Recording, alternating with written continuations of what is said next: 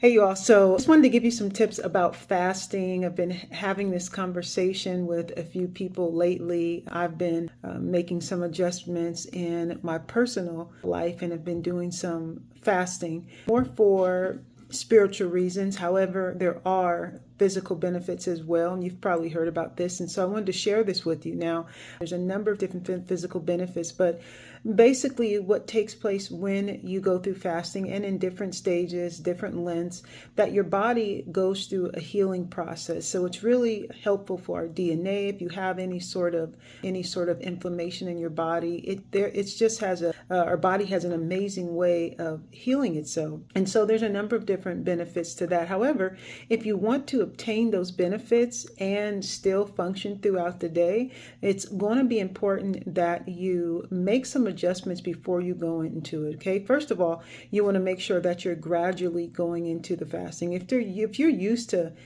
eating every 3 hours, putting something in your mouth, having 3 meals a day, and then snacking and then having drinks that have a lot of calories, then you're going to need to take yourself through a progression. The first thing you want to do is you want to eliminate the simple sugars and replace them.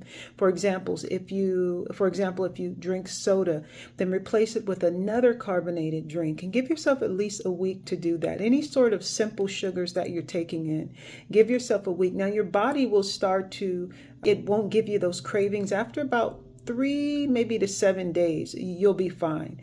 And if you keep them out of there. Now, if you reduce it and think you're going to play the game of, I'll just take a little bit, that doesn't work for sugar, you all. I know in our minds we think, well, I'm going to have a little bit less, it'll be better, but no, because sugar doesn't leave you alone. And when I say sugar, I'm talking about refined sugar, okay? And so, no, you can't have a little bit, it just doesn't work that way. So what you want to do is you want to take those simple sugars out of there. So if you're having any sort of like high carb foods, crackers, especially desserts, donuts, cakes, and drinks that have sugar in it, replace it. If you're having coffee, then just go with the coffee and the cream without the sugar, or maybe use some stevia. If you're having soda, then go with another carbonated drink that's sweetened with maybe stevia, or just the carbonated drink and some essence of the flavoring or whatever with no sweetener. So replace that. The other thing is start to add in some more fat. Okay, so where you're having complex carbs, have more fat instead.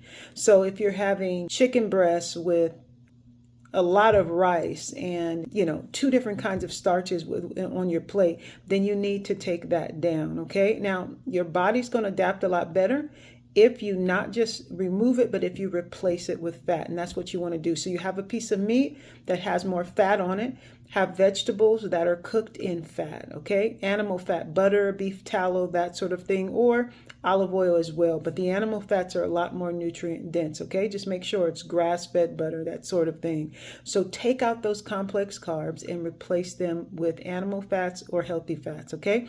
No canola oil, no corn oil, none of those. Just go with the olive oil, coconut oil, organic olive oil, and grass-fed beef tallow or grass-fed butter. Okay, use that to cook your vegetables in, and just take those complex carbs out of there. You all remember, your body and your digestive system is going to be set up to crave those things that you've normally been having. But as you replace it, believe me, those cravings will change. I used to be 90%, I'm gonna say 80%, 90% really of what I ate within a week was carbohydrates. I would snack on wheat thins all the time, and I didn't feel stuffed. I was always moving, active. My body was still physically lean, so there was no reason for me to change it. But when I got into a different type of training, I was introduced to this different type of eating and these things I observed about my body. But now, further down the line, say within maybe the last, I'd say, since about 2018, when I started to get back into fasting for spiritual reasons, I also realized these other things. And I've done it both ways, going into going from eating carbs and meat into fasting, going from eating, meat and fasting, going from eating more fats and fasting. I'm telling you, bring down the carbs and the simple sugars first, and then you can progress into the fasting. It'll be a lot easier, a lot simpler, you all. Also, when you are fasting, if you're doing for an extended one, The second day sometimes can be really challenging, and the third day, but then after that point is where your body starts to flip into like it feels a bit different usually after that third day, okay? But I wouldn't recommend those extended fasts for anyone that is lower in body fat anyway. I wouldn't recommend anything past 3 days, okay? But to each its own. Of course, if you're doing it for spiritual reasons, however God leads you, then that's how he's going to guide you, but make sure that that's where he's leading you. But make sure that you take those simple sugars out of there, okay? Those things we don't need anyway. They're causing so much damage. Don't ever go back to them. There's no reason for it. Take out the alcohols, the sugars, and I'm telling you, you're going to be able to go into that fast and then get those benefits a lot better. So cut out the sugar drinks, cut out the rice, the breads for sure, and then go and replace those with fats. You can even do organic nuts, that sort of thing, instead of having chips. Just make sure you're doing that. And then also, while you're switching from the high carbs, high sugars to the higher protein and fat, also minimize that snacking, okay? So if you're used to eating snacks in between, like 3 meals and snacks, just minimize that. Just go in at the same time you're making this adjustment from the high carb to the higher fat. Also, if you're used to eating 5 times a day, go to 3 times a day. Don't snack in between, okay?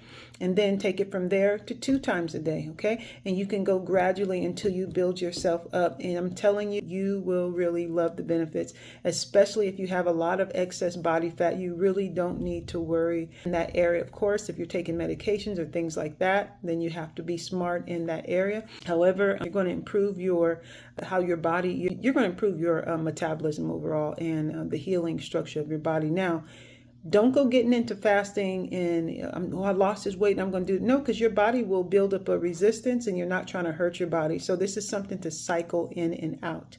Take these progressions to get into it and then cycle it in and out, because your body has to go through a feasting and a fasting phase. You don't want to just continue with the fasting. You don't want to continue with the feasting, okay? But your body needs nutrients, okay, in order to be able to thrive. And then the fasting helps it to heal and recover when you get to a point to where you know that this is going to be a benefit to heal you, or like I said, if it's something God leads you to do, okay? All right, so you guys, I hope that was helpful, and I'll talk to you soon.